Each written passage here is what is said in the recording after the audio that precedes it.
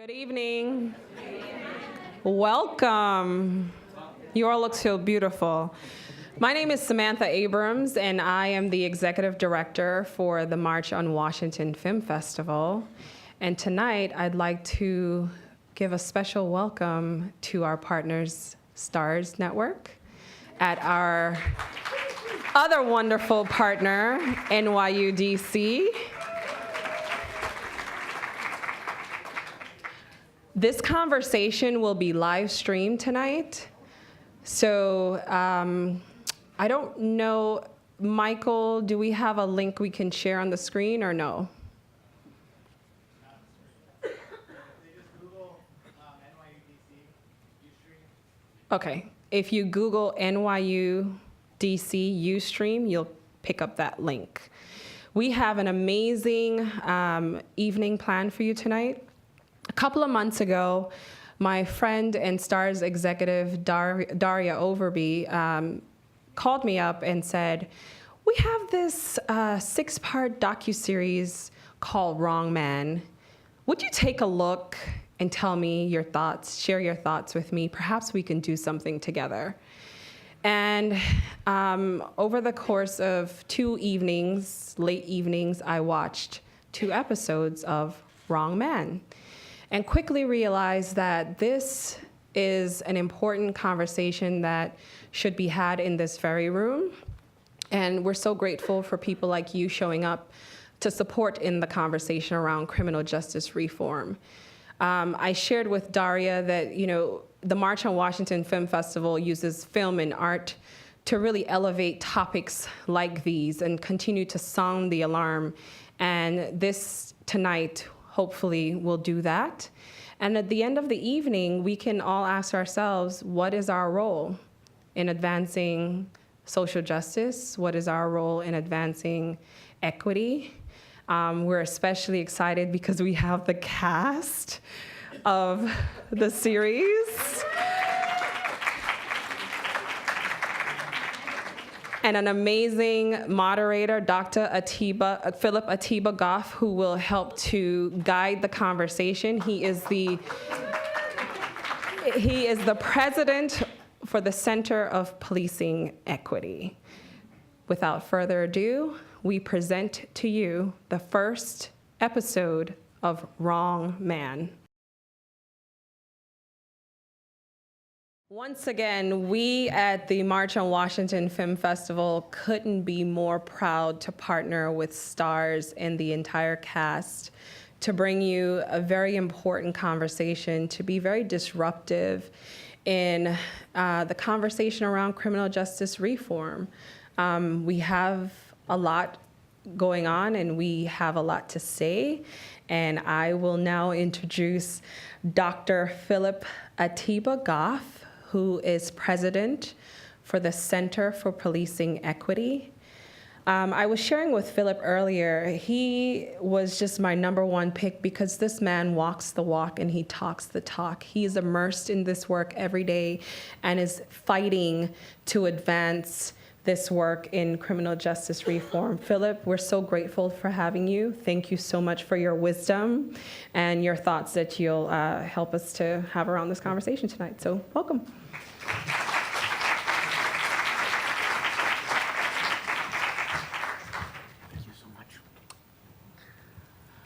Thank you, Samantha. I'm not going to be up here very long because I want to be able to talk to the stars of the show who are here. So if we can have folks come on down, Erica Sashin, Nell Constantinople, Ron Kuby, please, Sue Ann Robinson, Joe Kennedy, and Ira Todd, the stars and the producers, in that order, if you don't mind. Erica, now. And before I do a little bit of bragging on the people I get to sit next to, my understanding is that, we're on a live stream right now, that some of the family members for Evaristo are watching us now. Thank you very much for allowing this story to be told and for being with us, and we're here with you. So it is my extreme pleasure to take out my notes on all of these fancy people. Immediately to my left, Erica Sashen's executive producer and showrunner for the show. And for more than 2 decades, she has been a documentary director and producer for National Geographic, Discovery, PBS, BBC, Oprah Winfrey Network, the United Nations, and many others. She is a leading light in this growing space of documentary, true crime, and telling the stories of vulnerable populations that cannot be told any other way. Please give a round of applause for Erica Sashen. Next to her, my new good friend, Nell Constantinople, who's a producer on this, and you heard get a round of applause from the cast and crew who are here. Nell is also a documentary producer and director, and she started by launching National Geographic's film distribution. And she spent the last decade telling stories that are hard to find at Showtime, Netflix, CNN, OWN, and now with Starz. Please again, join me in welcoming Nell Constantinople. All righty. The man next to her is a bit of a legend in the criminal justice reform space. It is my pleasure to introduce Ron Kuby. Ron Kuby is a criminal defense and civil rights lawyer in New York based. He was, along with his mentor and also the legendary William Kunstler, one of the individuals who represented Yusef Salam, one of the Central Park Five, post-conviction and to exoneration. Mr. Kunstler was not able to live to see the exoneration and vindication, but Ron Kuby was. He is a champion for those, I would say, that justice has forgotten. Please join me in welcoming Ron Kuby. All right, next to Ron, and out of order for me, though I will find it in my notes, is Sue Ann. I was like, that doesn't look like I'm always out of order. See what she did there? Because she's a lawyer. And okay, this is Sue Ann Robinson, a defense attorney and former assistant state attorney. She has been a contributor at Fox News, Fox Business, Essence Now. She is the host of Legally Speaking with Sue Ann Robinson, and she is a translator both in popular culture and for generally educated folks of legalese. Please join me in welcoming Sue Ann Robinson. And if I may go back to my new friend Joe Kennedy, who's retired NCIS agent. He's also the executive vice president for Blue Line Training Group, LLC. And when I say NCIS, I don't mean that he was on the show. I mean he is a legit NCIS retired individual, which means he's been an investigator for the military and law enforcement all over the globe, from Iraq to North Carolina. It's important. It says it on the show, but I don't think it can be overstated. He helped to create and was the primary architect of NCIS's cold case unit. That's a big deal for those of us who care about actual justice and the criminal justice system. Please join me in welcoming Joe Kennedy. And last but not least, I believe his title is, did you say Grand Maharaja? No, is it? Investigator Ira Todd Jr., who's currently assigned in Detroit's Homicide Task Force. This is a big deal for anybody in law enforcement. It's a multi-jurisdictional task force that includes agents from the FBI, DEA, Detroit Police Department, Michigan State Police, MOUSE, all of the whole alphabet soup. And he's received awards and accolades for assistance in solving high-profile crimes from catching serial killers to vacating wrongful convictions, all with the smoothness of Motown. Please join me in welcoming Ira Todd. All righty. That's right. That's on film now. You can use that.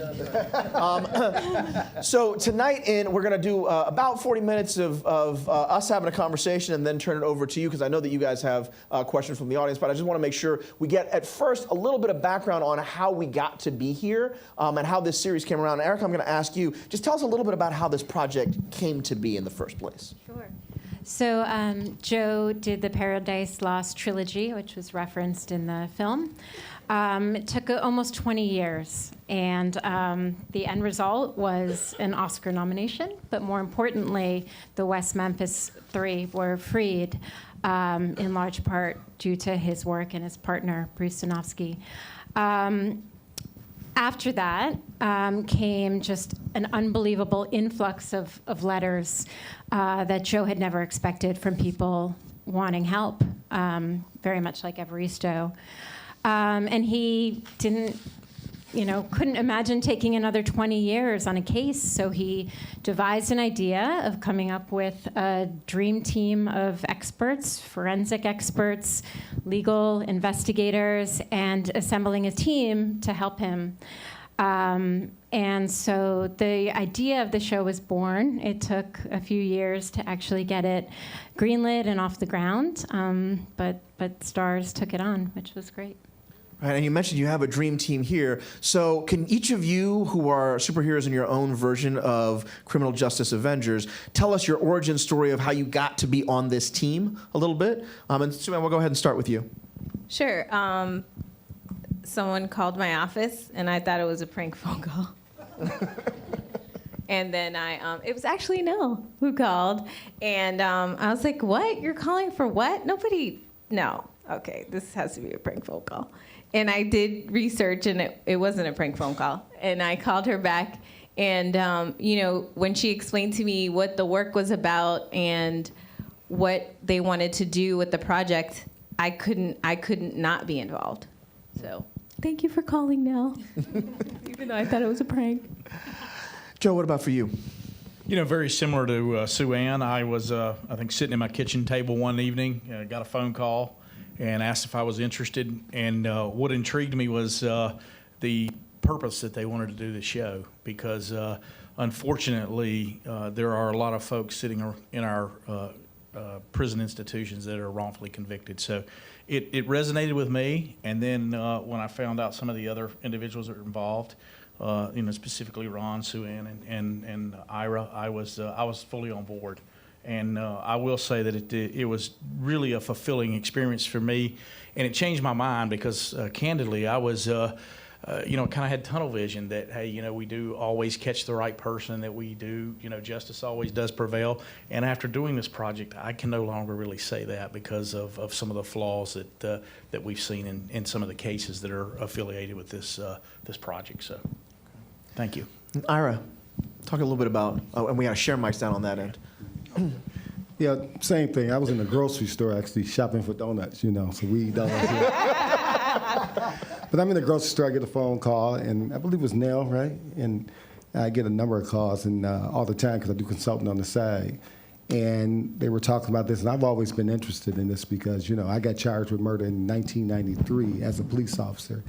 And the same thing, people came and lied on me and, testified against me and lied and things like that. And, I was acquitted. But I was really interested in doing this, and, I just wanted people to know that cops just don't put people in jail. Sometimes we get them out of jail, too. So I'm honored to be here and working with everybody, too. That's an important story. There are not a lot of folks who know about that. Ron, last to you. How did you get involved in all this? I don't really remember. I called you. How did I get involved in this, Erica? You called me. Yeah. Erica called me. Yeah. I said yes. Oh, television, sure. Thanks. Okay, fair enough. Ron's going to be comic relief for the rest of the evening. His work speaks for itself. Okay, that's the point. So we've got this this all-star superhero cast of pros from sort of doing the 360 view of how to think about getting somebody out of prison or determining that that's maybe where they belong. Now, you and I were talking before we got started here about the fact that this kind of story didn't used to be able to be told, right? And now, all of a sudden, there's an explosion in this space. In documentary filming generally, and sort of true TV, but true crime in particular.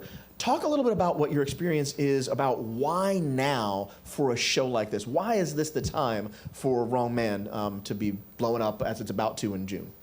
Yeah, it's been so interesting. I mean, I think when talking about it from a business point of view, from the television perspective, I think Making a Murderer, obviously Joe Berlinger is the grandfather of this whole, in my personal opinion, this whole genre by starting with Paradise Lost and opening up the world to see this incredible, insane topic that people are wrongfully convicted in our country. And so Joe kicking this off and opening the world to that in the early 1990s, then you have a flash forward where there's a real renaissance in my industry right now with documentary television, and you had The Jinx, Making a Murderer.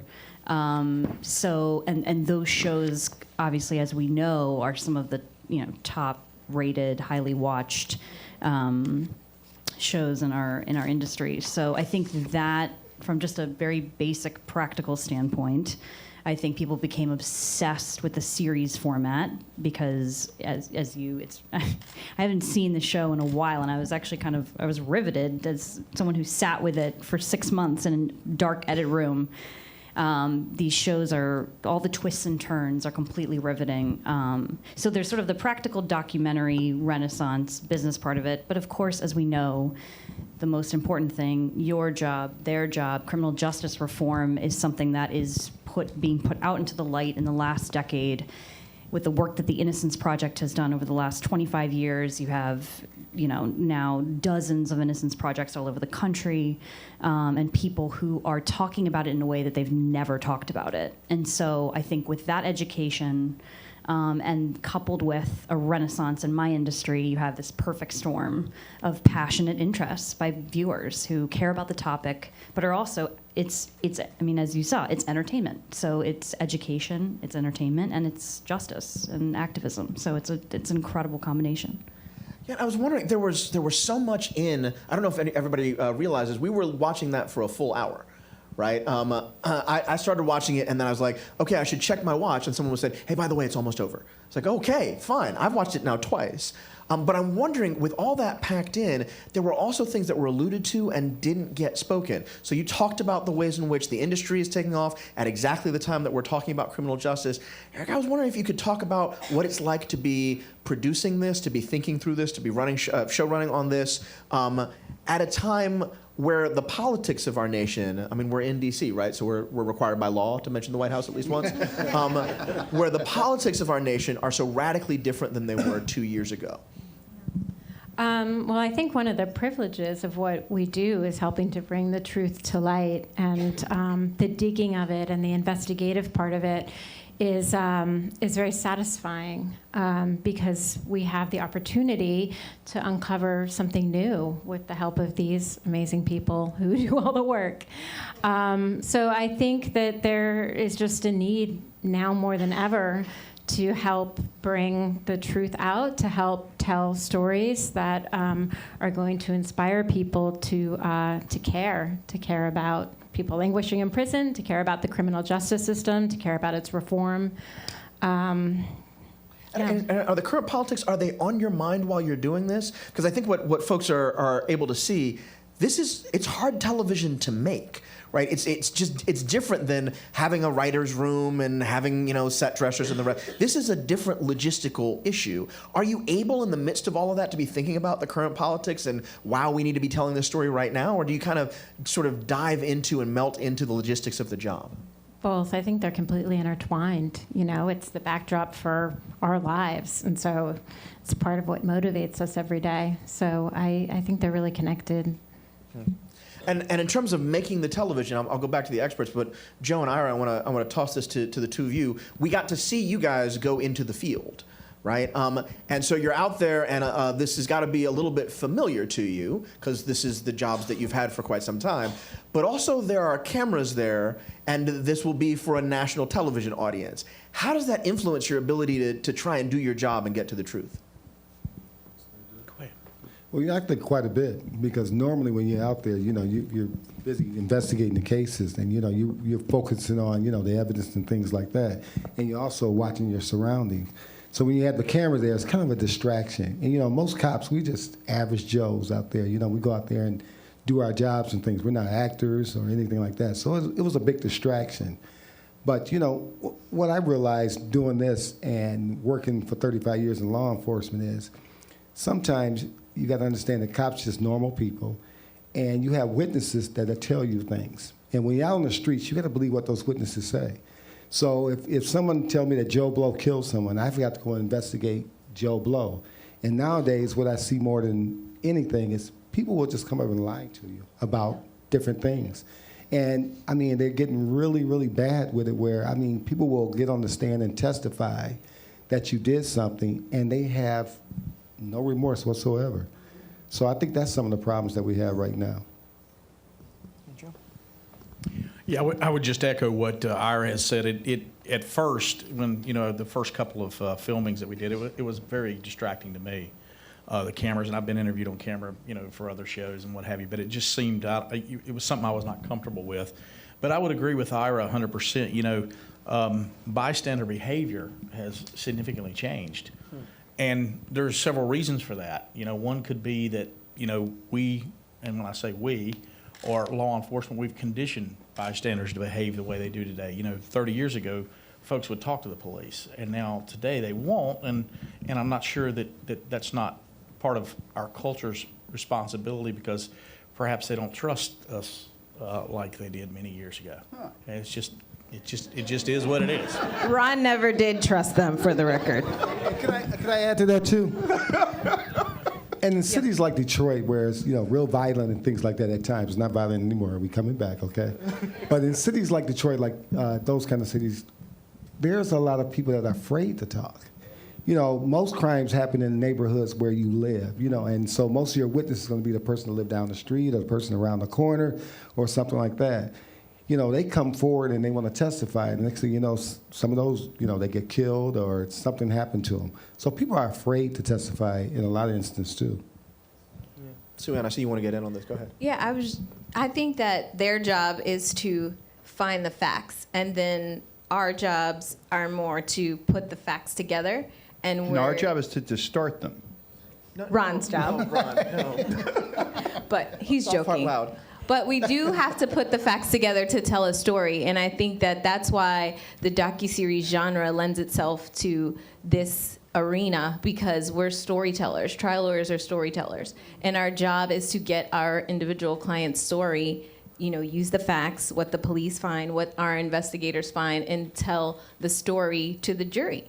And so in the docuseries, in the show, when you're watching it, you're basically becoming a part of the story, just like the jurors would. You're getting more information than the jurors had. If you noticed in the series, the jurors that they interviewed said, we never knew that Ophelia cleaned the car. That would have been great information to have at the time that we sent Evaristo to jail. So that's the benefit. I think there's that saying that protest is, the voice of the voiceless, protest. And I think now with the renaissance that Nell mentioned, the docuseries is lending itself to be the voice of the criminal justice system, or injustice system, as some people say, and the criminal reform movement, because it is giving it a voice. People who are formerly incarcerated or are currently incarcerated do not have a voice. They do not have an outlet. There is no media for them. There is no one that is going there and saying, hey, tell your story. Even guilty people have a story. But there's no one in that space. And so that's why, when I was approached to be a part of it, I thought, I have to be, because there are stories in the jails that have to be told, and it shouldn't be an option between a guilty person going free and an innocent person being in custody. That shouldn't be the option, and that's really why I think a reform in criminal justice needs to happen, because those shouldn't be the two options. There should be other options. Ron, go ahead. Yeah, I've been doing criminal defense for about 34 years now, and I have a secret. You got to promise you won't tell anybody. Live streaming. Okay? I didn't hear you. So most people who are arrested and prosecuted in our criminal justice system are guilty. It's true. It's sad. It's true. So focusing on the actually innocent is a great story.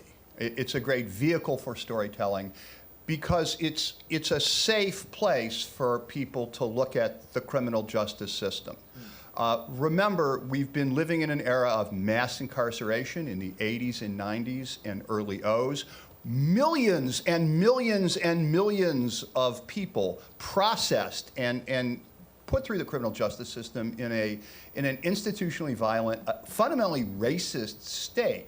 And we created this giant carceral state, and now we are all comfortable enough with the reduction in crime over the past decade that we can start to look at the criminal justice system, and wrongful convictions, actually innocent people, are a great place to begin looking at the justice system.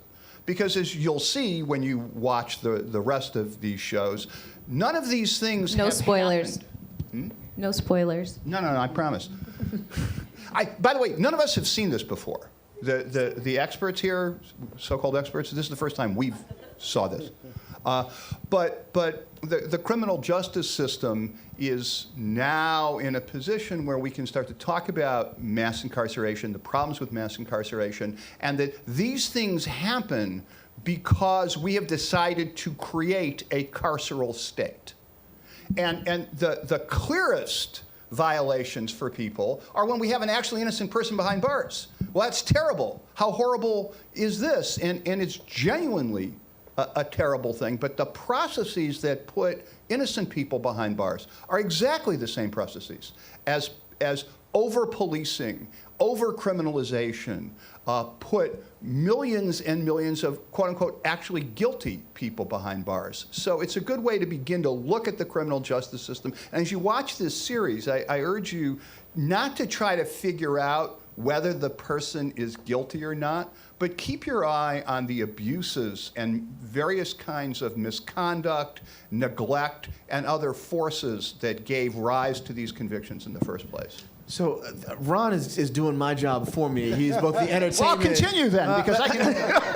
He's the entertainment and the contextualizing factor. But one of the things that I think about as someone who works in criminal justice, and so for those of you who don't know the Center for Policing Equity, we're the largest research and action think tank on race and policing in the world. It's a super humble brag because there's not a lot of us out there. We also host the National Justice Database, which is the largest collection of police behavioral data in the world. Also super humble brag, right? But I hear these stories of innocence, and it's like the platonic ideal of the system gone wrong. And so much of the system is working exactly the way that it was intended and got us to here. And so I'm wondering for Nell and Erica, I'm wondering about, as the storytellers here, right? These are the actors in the system, but as the storytellers, do you think about not only the power to tell the story of these potentially exonerating cases, but also what risk there might be if we say that these are the people who don't deserve it? Do you worry about possibly telling stories that make it harder for the folks who were over-policed but did the thing or did something next to the thing to get some kind of justice, or for the larger systems reform? Yeah, I mean, I think that when we went into the cases, we weren't looking for cases where people were innocent because we didn't know. We were looking for cases where, as Ron mentioned, there were really big problems that we saw with the cases. Wrongful conviction markers, as they call them, faulty eyewitness ID, false confession. Help me out here, guys. Prosecutorial misconduct. Thank you. So the cases all were interesting to us because there were issues with them. Whether the person was innocent or guilty, we didn't know. And hopefully through the show, we maybe get closer to that. I don't know if I answered your question, Phil. Ira wants to get in on I just want to say something about that too, because sometimes we blame law enforcement or the criminal justice system on why people are wrongfully convicted, and sometimes it's the citizens out there. You got people that don't want to go to jury duty, they don't want to show up. You got people that come and lie during voir dire, during jury duty. You have a whole host of things that go on. And so it's not just our responsibility, it's the citizens' responsibility to get up there and sit there and judge that case for themselves, to look at the evidence and really explore what's going on with that case. Because I'm telling you, the times are changing now. It's changing quite a bit. And to answer your point very directly, I don't think it's a problem. I don't think there's a tension between doing actual innocence work on one hand and representing the vast majority of people who are actually guilty but should not be in prison.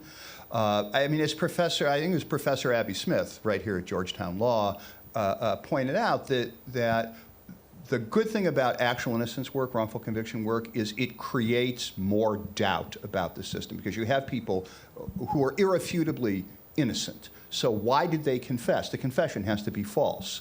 Why did the prosecutor not disclose this material? This material should have been disclosed. This identification was clearly wrong. The I saw him, I'll never forget his face as long as I live, was just dead on wrong. And that creates more very healthy doubt in the system. And the more doubt about this system, I think the better for the masses of humanity. I will say this was such for me, covering this Evaristo case was such an emotional, deep challenge. That scene with Ira where he went to the prison and talked to Evaristo for 4 hours, and I had established a relationship with Evaristo and his family by then for about 6 months, maybe even longer.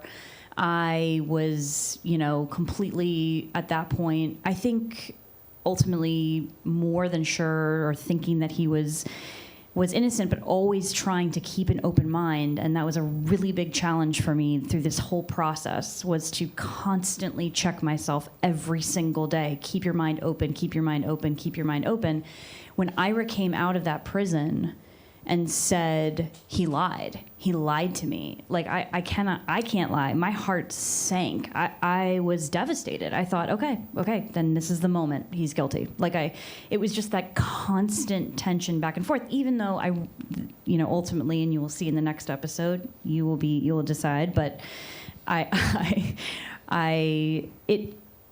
it kept me up at night for sure, for an entire, for years. And that's nothing compared to what Evaristo has gone through. But I will say part of me was devastated when Ira told me that. But I had to be professional and move forward.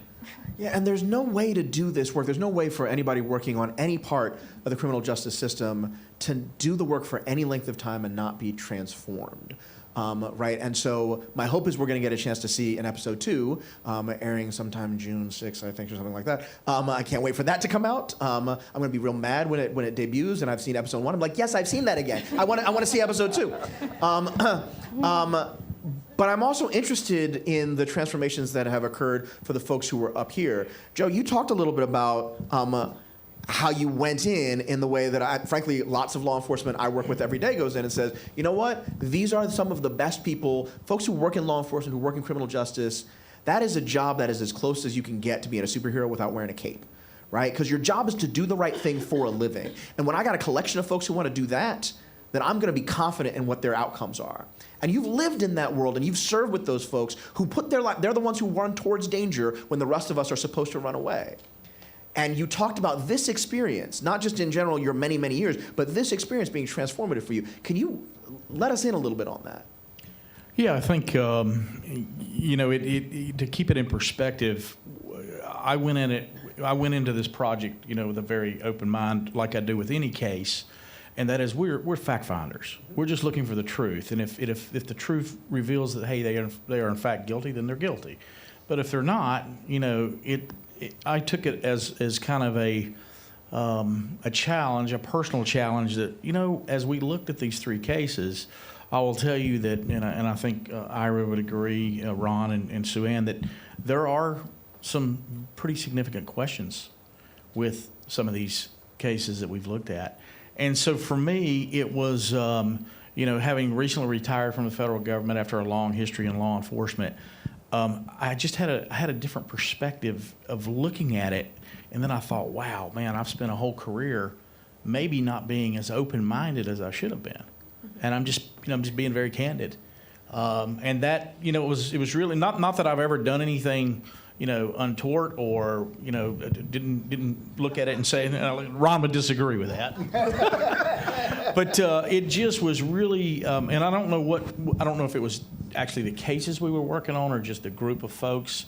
I will say that I think we challenged each other as well as the producers, to come up with the truth and to really keep an open mind.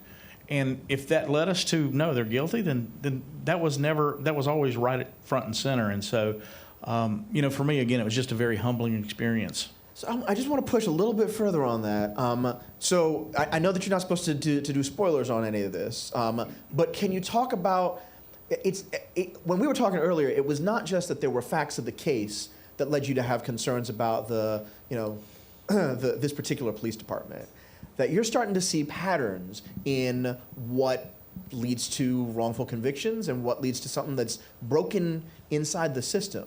Can you get specific in other areas, or can you just share a little bit more about what led you to see not just 2 or 3 instances of maybe misconduct or corruption, but really a system that's in need of reform? Well, I would kind of go down this road if I could. To me, you solve murders in three ways: physical evidence, eyewitnesses, or confessions. I mean, and some variations of that.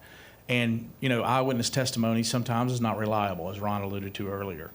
Sometimes you're lacking physical evidence, and then you don't have a confession. So if you think about this particular case that we just saw this evening, there's very little to no physical evidence. We've got some very conflicting stories from the eyewitnesses, and there's no confession. And that's normally the gold standard that you want to use to solve a case is one of those three circles. And in this one, it's lacking all three right from the start, if you really peel back the onion and take a look at it. Sam, you've been wanting to get in. Yeah, I think for me, the transformation that I went through, having been a former prosecutor and then working as a defense attorney, is I started to realize what a heavy lift it is for the jurors. Because I always said, you know what, if the cops would just do their damn job, and if these prosecutors would just get their discretion together, and if this judge would just get my evidence in, and if my client can just be quiet for a week or two, we can get through this. But as I was sitting there and, you realize what a heavy lift it is for the jurors in the sense that, we're all affected by implicit bias every day. Whether we admit it or whether we don't, everyone is affected by implicit bias. So the jurors are not machines. So as a trial attorney, when you're doing voir dire, when you're doing jury selection, you're trying to root out someone's implicit bias against your client. That's the job. And we're not a machine, so obviously we can't tell who doesn't like our client or who has an implicit bias against our client. And I really do believe that the jurors do go in there and say, we want to do the right thing, but they're affected by this. So they're trying to apply these laws and do the right thing and listen to the facts of these cases and not be distracted by their implicit bias all at the same time. And I think in our criminal justice system, a lot of times people don't go to trial. I know majority of people don't even go to trial. They just go to jail. But the people that do go to trial, it is a huge lift for jurors to hit all those marks and do it the right way every single time. It's not a computer, which is good. We don't want computers. We don't want to feed the facts into a computer and see if they pop out guilty or not guilty. I think that was a movie. Maybe it was Judge Dredd. I don't remember. But it's a system that's sensitive because it's us. It's humans that are the fact finders and the judges of the truth. And I always stress that in jury selection. I'm like, you guys are the judges. There's somebody up there who has a robe and they're calling themselves judge. But if we had enough money, we would give all the jurors robes because they're the judges of the facts. And I think through this process, I just realized how hard and how difficult that job really is and and I don't know if even people when they get their jury selection card even really think about it, that nobody wants to do it. But it is a difficult job. It's a hard job. But unless Ron is there, then it's fun. It's always fun till the end. If we accept the proposition that most people did it, whatever the it is, then how is a fairer system better than the crappy one we have now? Okay, let's say we get rid of implicit bias and we get rid of police tunnel vision and we get rid of false confessions and we improve the technology and we have all kinds of bells and whistles and cell phone towers and computers. It's gonna lead us to the same place, right? If we don't deal with the issue of incarceration as our primary first response as a society, a fair and just and honest system where cops don't lie and prosecutors are forthcoming and the public is paying attention is gonna land the same number of people in prison. So how's that better? How's that reform? Ron has easy questions tonight. Yeah? And then you got to take account of some of the human factors where cops aren't paid, so they work in second jobs and third jobs. So now they're on the streets, they burn out, they're tired, they're angry. You got people lying to you all the time, so they become a little cynical. Then you've got, issues with inexperienced cops. You know, some cops who, you know, don't have the experience or can't get the experience or not getting the training and things like that. You got small town cops who get big cases and, you know, all of a sudden they go crazy and they want to solve this case and they forget what it's really about, you know. So there's a lot of human factors in this too. And resources too. I think the important thing to look at, even now in pop culture, since you said that's what I talk about, Meek Mill's case, the reason why the Supreme Court said let him out on bond is because he had an incredible legal team, an incredible amount of resources. He had the entire Black Twitter on his side to on the Free Meek Mill hashtag to put into his case, put attention on his case, shine a light on his case, so people could be like, the judge did what? The cops did what? What? But if it wasn't him, you know, if it wasn't him and he didn't have a hashtag and he was just some kid from Philly who possibly is right now in jail with no bond from the same judge, we wouldn't hear about it. So our system relies a lot on resources have to be put on a case. And a lot of times some of the markers that Erica was talking about are, you know, these cases do happen in towns where there's not a lot of resources for the police. There's not a lot of resources even for the prosecutors. And the actual, you know, victims and defendants are in a certain socioeconomic background. It could happen anywhere. It could happen anywhere because it's not perfect. But those are some of the markers, you know, in rural towns, underfunded police departments. Right. And, you know, you're trying to get to the end of your case, but you don't have, like in Evaristo Sala's case now, you don't have a team of experts. You don't have a private investigator on your case.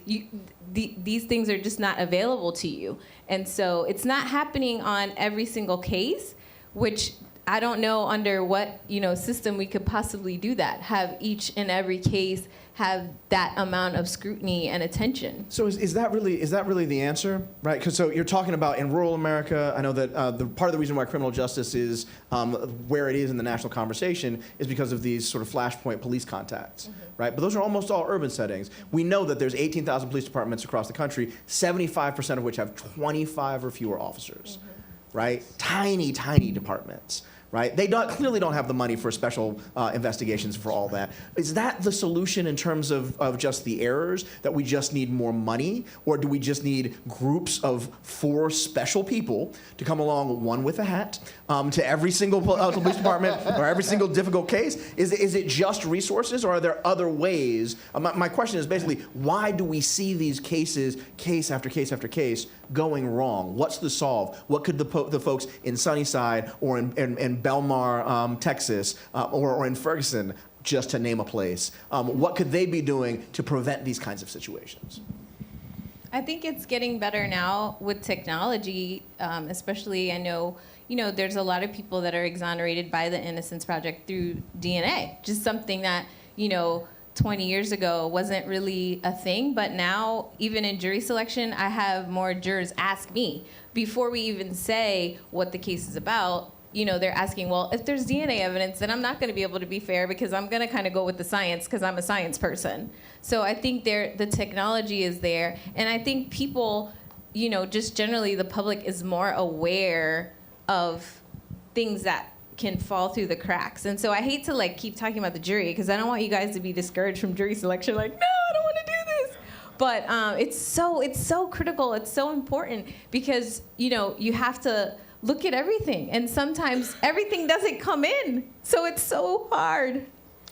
Well, I don't think, with all due respect, and what was transformative to me about this experience is I spent more time in a room with cops than I ever had before in my life, and it wasn't so bad. Don't tell our secrets here, okay?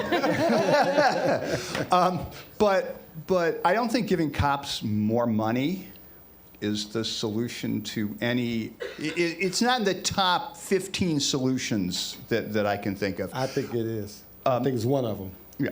Give the defense money, give the defense resources, and it is impossible to maintain the type of system we have now with the cops telling the truth. And I don't want to just blame you guys, because obviously there are prosecutors that connive or actively suborn perjury. There are judges who have heard, the same story about the guy hurling the glassine envelope away as he ran away. They've heard that 50 times today. And there's appellate courts that allow that to happen. But without fundamental dishonesty on a daily basis, all the little lies about the stop, about the search, about the confession, this system cannot function the way it has functioned. So more scrutiny, more doubt, more public awareness, maybe even prosecute some cops for lying. Not like all of them, because you can't. But just like one or two. Me and Ron ready to fight again. We do this all the time. Few just as an example, and that level of attention to the criminal justice system and how it actually functions. But see, I disagree. I think 99% of your cops out there, they're honest. They're trying to do the best job they can do. I worked with them for 35 years. They're trying to go out there and do the best job. They go out there and risk their lives every day. I think the legal system is complicated. It's so complicated. If you do get somebody that's wrongfully convicted, first thing that happens, everybody start pointing fingers. People say, well, the defense didn't do their job. Some say the prosecutor didn't do their job. Well, the cop lied. They did this. All of a sudden, you start thinking about civil liability. Now everybody backs up because who's going to be responsible financially for this and everything else? So I think we like to blame the cops because we're the low man on the totem pole. But 99% of the cops that I've worked with, 99%, and I've been around a long time, I work with a lot of cops, all agencies, they are honest cops. They go out there, they fight for everybody else, they risk their lives every day, and they try to do a really good job. And I'm telling you, sometimes when they say, oh, you see a cop that say, oh, yeah, he dropped the dope when he really didn't drop the dope, or you're going to have those instances sometimes. But 99% of the time, cops are there to tell the truth. All right, so I am eager for the Ira versus Ron cage match, but we got to wrap up and get to Q&A. I got one more question, and I'll bring it to the storytellers over here. We separated y'all for a reason. I'll bring it to the storytellers on this side. Tell us first when we should start tuning in on Starz, and second, what's next? Right? They've told us how to solve this, which is apparently they will fight with each other on it, but it's clearly about money. On screen as well. Right. I'm about to say, I can't wait for that. Did you see their fight? Oh, that was fun. Them too. But what comes next, both for this project and for the two of you as you are continuing storytellers of these kinds of important stories? Now, do you want to go first? Yes. What was the first question? I know. When do we start watching on Starz? Okay, Sunday, June 3rd at 8 o'clock p.m. No, it's 9. 9? 9 p.m. Eastern 9 p.m. Standard Eastern. Time. Thank you, Sue-Ann. And it will problem, be Joanne. I got every you. Sunday at 9 on Starz. She did the for important 6 part, Sundays. Okay? And I'm going to jump in. Go. There are 3 different cases that we follow. Each case is 2 episodes each. Yes, and then for me, I have actually another show that's actually premiering tonight in D.C. called The Fourth Estate, about the New York Times reporters working under Donald Trump. That will be airing on Showtime May 27th, so check that out.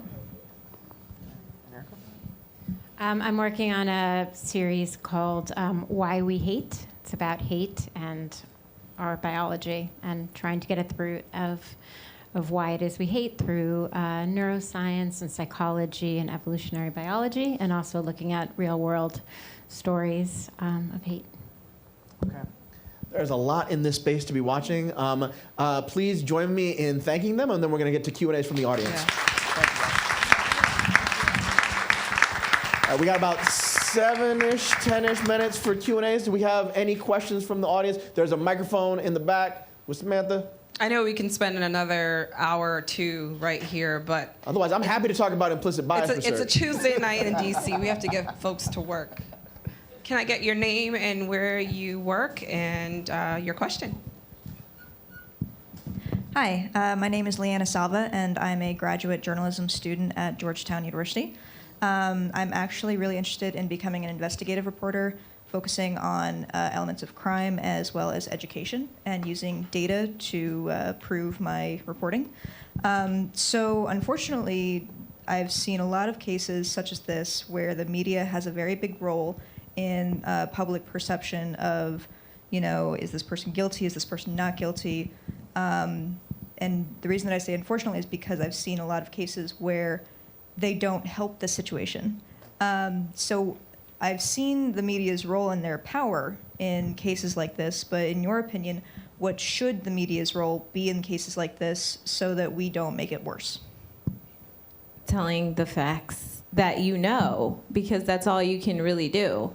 Sometimes the issue is if there is an A form or a police report out, it's from the police officer's perspective. So that's just one perspective.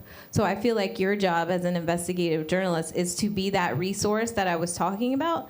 I mean, it might be difficult because it depends who you work for and what media agency and how much, you know, they're going to put into a particular story. But the idea is to try the best. And I think what I do when I appear on television is I try to be in the middle and let the audience kind of take their own perspective and make their own decision. So I think that's really what the job is to say all the information that you can get, everything that you can find, and really look. Don't just take the police report and say, okay, you know, I'm going to go on air or I'm going to write my story based off of what this police report says. Really is to really investigate and try to find, to report the truth. And I think if you do that, then your prospective jurors that live in the town or the area where the case is going to be tried, you know, will see that and they can make their own assessments because that's going to be their job at the end of the day. Because no matter what the media says, when they're in the jury room, they're making their decision. They're supposed to make their decision, and they promise us in voir dire that they're going to make the decision based on the law and the facts that are presented to them. So I think at the end of the day, a lot of times with cases like this, there isn't so much media attention, which there should be sometimes, because, you know, in Sunnyside, you know, it's a small town, a supposed gangbanger gets killed, nobody cares. You know, it's like, okay, you know, life is cheap. So I think the importance is to try to dig as deep as possible as you can and present it that way so that the public can make their own decision. Yeah, I totally echo that. I think this series, actually coupled with the New York Times series I worked on right after, reminded me that just having, it's good old-fashioned documentary filmmaking where you have a camera and you're following the action. It's verité filmmaking. And I'm not trying to pretend that, you know, it's entirely neutral, but it is just about as neutral as you could possibly get. I think in the age, how divided we are, how bipartisan, I mean, it's just, we are living in an era where no one's listening. So I think the best role that you can have right now is just to hold a mirror up, document, get the facts right, is exactly what Sue Ann said, and then let people decide for themselves. I just don't think that the most persuasive path to take is to, you know, come out from the gate and persuade someone. We talked a lot, actually. We had so many discussions. This show could have been made, obviously, 1,000 different ways. We could have had, in the first second, Ron Kuby come out and say, this man didn't do this, or this man did do. I mean, there are a million things. We decided to take the tack to have them openly investigate claims. I think that is so much more powerful than I mean, to be honest, and from my perspective, from an activist, like 5-minute thing on how Evaristo is guilty or not guilty. I just think that's the powerful thing you can do, is put it in people's hands and let them examine it. We also had the benefit of a pretty substantial production team of, say, 12 producers, associate producers, and you know, the teams work on different cases, but we would regularly have conversations and debates, just really questioning everything and questioning one another and kind of keeping one another real and having people to bounce your thoughts and ideas off of. So I think that's helpful too, is just like really questioning everything and having sounding boards to do that. You mentioned data, and I apologize because that's like catnip. So briefly, one slightly different perspective, please don't write bad stories. And what I mean by that is this. The average life of a journalist is not the ability to do all the wonderful investigative stuff. You're doing that while on deadline for 3 or 4 other stories. And while you're on deadline, you might see a stat. In New York, for instance, there was an increase of 39% in robberies in the subway. That's a lot, right? No, it's not. That 39% increase is literally 19 additional robberies, right? That's a very well-coordinated high school prank and a lost wallet. That's what the heck that is. Right? And yet they ran with the story because someone was on deadline and they saw a large number and they didn't understand how statistics work. So if we're going to use data, the most important decision is when not to type, right? As someone who works in that space, when to put it down and just don't say nothing. That's a great point. All right, And so- people who were in jail want to be referred to as formerly incarcerated. Okay? Also, Please. that helps. Yes, they're humans. Formerly incarcerated. Right. They're not prisoners, former prisoners. My clients like convict. No, they don't. They do. They don't like totally do. convict. Ron is weird.